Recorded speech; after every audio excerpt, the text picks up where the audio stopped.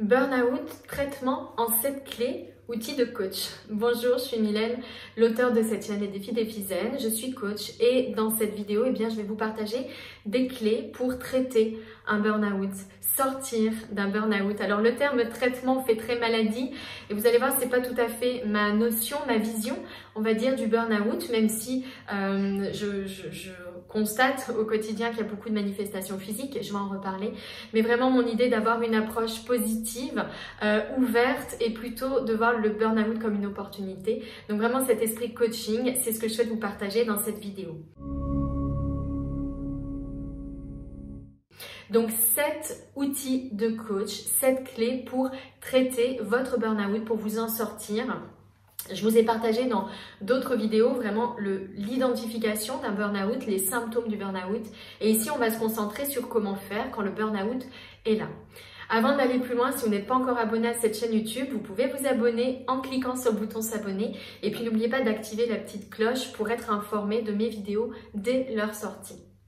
Alors les 7 clés, la première clé que je veux vous partager pour traiter votre burn-out, c'est l'accueillir. Accueillir son burn-out comme on accueille les difficultés. On est dans une société où dès que quelque chose ne va pas, on essaye de supprimer, de le cacher, de l'éviter. En fait, tout cela, ça met vraiment une pression, je trouve, sur nos épaules, du tout beau, tout rose. Il ne faut pas dire ce qui ne va pas, il faut juste dire ce qui va bien. C'est un peu une mauvaise compréhension pour moi de la pensée positive. Vraiment, l'idée ici, c'est lorsqu'on est face à une épreuve, comme le burn-out, l'accueillir. C'est-à-dire accepter sa présence. Ne pas chercher à le supprimer, ce burn-out, mais l'accueillir. Accueillir. Alors, comment on accueille un burn-out? Eh bien, ça peut être simplement d'avoir un temps de repos, un temps de pause avec soi et de dire « Je reconnais ta présence. Je sais que tu es là. Les mots sont posés. Je sais que tu me traverses en ce moment. Tu n'es pas moi. Mais je sais que tu me traverses. Tu es cet ensemble d'émotions, plus ou moins agréable, tu es cet ensemble d'actes, cet ensemble de pensées que j'ai en ce moment. Je t'accueille. Je peux aussi observer les manifestations physiques de ce burn-out. Je propose un outil dans mes accompagnements, c'est la grille CEPAB. C'est une grille d'observation des émotions désagréables. Et bien, elle a toute sa place ici. L'idée, c'est de noter quand je me sens traversée par ce burn-out, qu'est-ce qui se passe? Quels en sont les signes physiques? Qu'est-ce que je ressens dans mon corps? Qu'est-ce que je pense dans ma tête?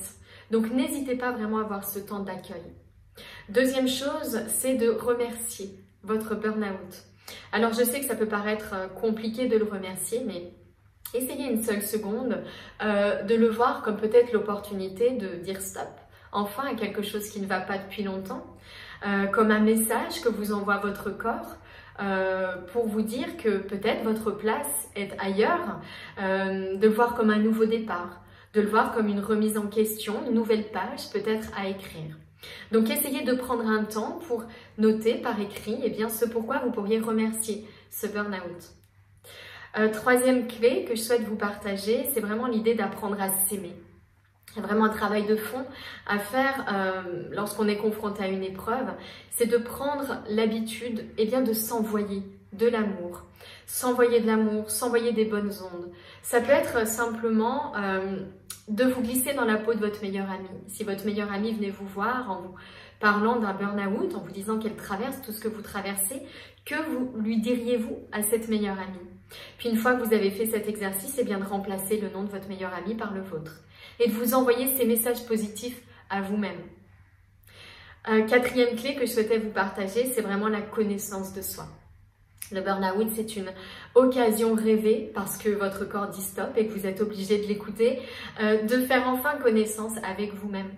Faire connaissance avec vous-même, c'est faire le point sur celle que vous êtes au-delà des masques, peut-être au-delà des croyances, peut-être qu'on vous a inculquées, au-delà des peurs du regard des autres, peur de ne pas être aimé, qui vous poussent à faire tout un tas de choses, mais qui ne sont pas forcément en accord, en cohérence avec votre identité.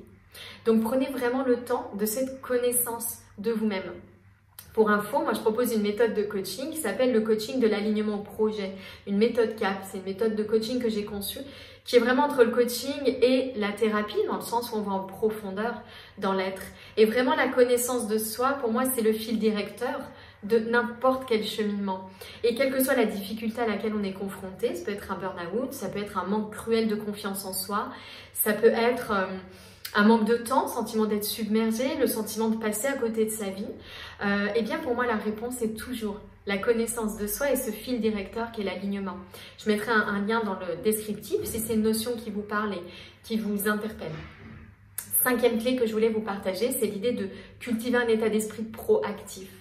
C'est-à-dire que on est dans ce problème, dans cette difficulté, mais on peut aussi choisir de mettre le focus, parce qu'on a des ressources en soi, sur les solutions.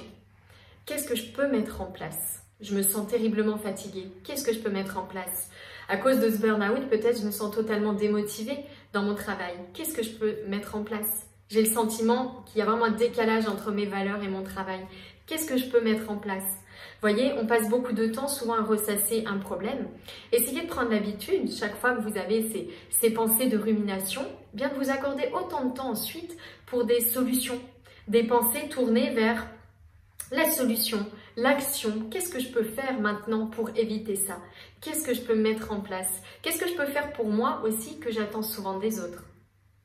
6e clé que je voulais vous partager pour surmonter un burn-out, eh bien c'est vraiment l'idée de changer votre rapport au temps. Il y a souvent un lien entre le burn-out et la pression du temps. Faire toujours plus en toujours moins de temps, des contraintes qui s'ajoutent et on a le sentiment de ne plus réussir à bien faire les choses. Vous pouvez revoir ce rapport au temps.